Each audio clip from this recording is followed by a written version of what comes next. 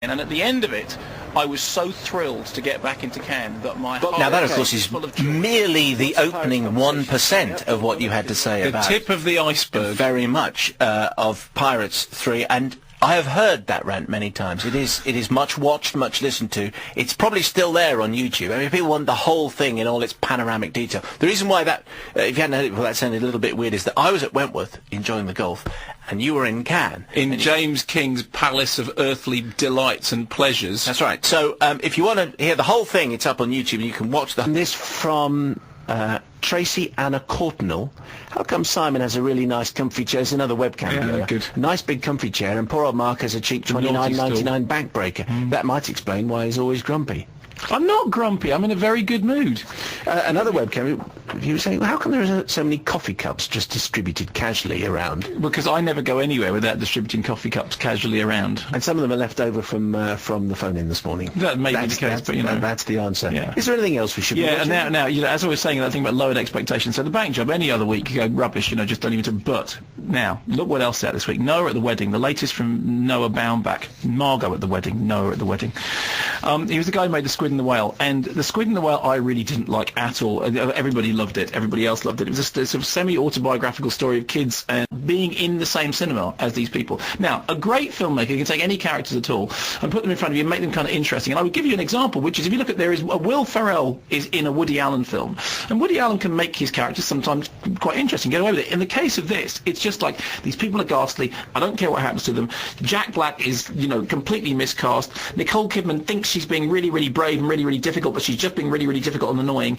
And I'm meant to find these people in some way intriguing and fascinating and funny and satirical, but all I want to happen is I want Rambo to break out of Screen 3 and come in and sort out their problems with a rocket launcher. It's the kind of movie, it's independently spirited. And whenever I see a movie that's this independently spirited, I want Joel Silver, who's the producer of things like The Matrix, to go, I'm sorry, now what we're going to do is we're going to have a scene in which they all get together, they go to a strip club, there's a huge fight, after which there's a car chase and somebody shoots down a helicopter with a rocket launcher, and if you don't do that, we can't carry on with the rest of the movie.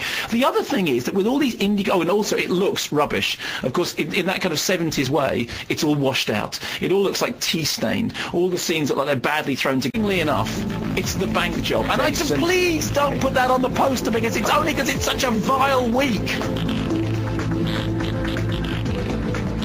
Father was one of us, a fraternity of assassins, the weapons of fate.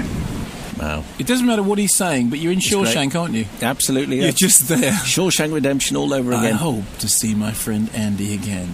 I hope the ocean is as blue as it might. It's impossible to listen to Morgan Freeman without that. This is not the Shawshank Redemption. No, it's completely the opposite of the Shawshank Redemption. Now, I would like to throw this open to the listeners, because what happens is, he explains that their fraternity, who are so clever that they can bend bullets with their mind, with the power of their mind, the bullets can be bent. I believe that. I believe they can do that. And the thing that commands their actions for bending bullets is the loom of fate. That was my favourite bit. The loom of fate. It has, when James McAvoy was on the programme, I said to him, it was a bit like the late, great Humphrey Lyttelton.